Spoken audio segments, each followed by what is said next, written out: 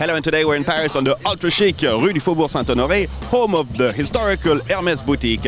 And they are exhibiting a special exhibition showcasing all the different crafts mastered by La Montre Hermès. Let's meet Philippe Delotal, artistic director of the brand.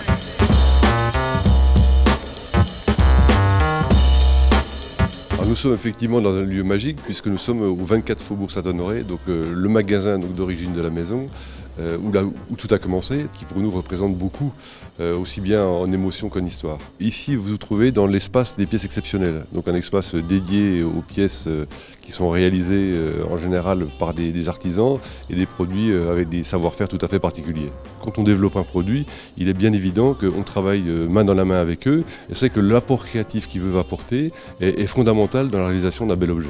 Alors les métiers qui ont été mis en avant, bien sûr, c'est le premier métier avec qui on a travaillé chez Hermès, c'est l'émail, avec toutes ces techniques de miniature, de champ levé et toutes les déclinaisons qu'on peut faire avec l'émail. Là, on a travaillé avec une artisan, bien sûr, que tout le monde connaît, qui est Anita Porcher, et qui nous a fait justement ce set de fleurs d'indienne, qui est un dessin d'ailleurs de la maison, avec ces magnifiques couleurs. Et justement, là, on arrive à se distinguer à travers, d'une part, le dessin, mais aussi à travers la couleur. La couleur est très très importante chez Hermès, c'est pour ça qu'on met toujours en avant cette couleur sur nos objets, et en particulier sur des produits tels que l'émail miniature ou l'émail cloisonné.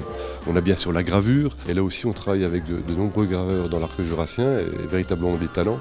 Et là, nous sommes en présence d'une pièce qui s'appelle Sauvage, qui est une pièce, disons, extra plate, qui a été faite avec beaucoup de minutie et beaucoup de talent, avec un dessin qui est très contemporain. On a également la marqueterie, en particulier avec une marqueterie d'ailes de scarabée. Donc là aussi, vous savez qu'on a travaillé avec un artisan qui s'appelait Agnès Paul de Passe, qui nous a fait aussi de la marqueterie de paille sur de jolis projets. Et là, on a travaillé également avec elle sur une autre matière, qui est l'aile de scarabée, avec justement toutes ces nuances de couleurs, vraiment très intéressantes en termes de création. Et là, on l'a placé sur un dessin de la maison qui s'appelle Elle et Écaille. La matière est très fragile, donc là, on est sur de la pièce unique. Nous avons également la haute horlogerie et nos montres mécaniques, puisque c'est finalement là aussi le cœur de notre métier. Et puis nous avons également la haute joaillerie, avec en particulier une pièce magnifique qui est une Médor haute joaillerie. Déjà c'est une pièce qui est mythique un petit peu dans la maison.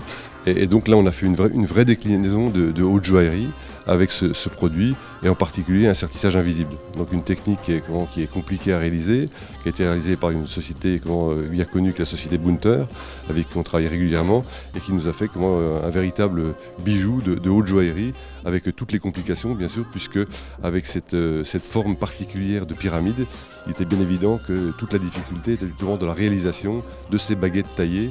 Et là on est véritablement aussi dans de la haute joaillerie, un savoir-faire tout à fait incroyable.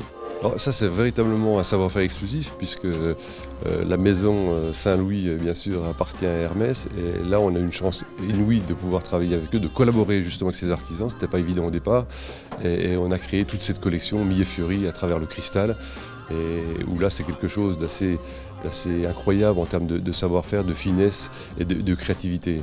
Donc on est véritablement dans l'exclusivité du produit artisan.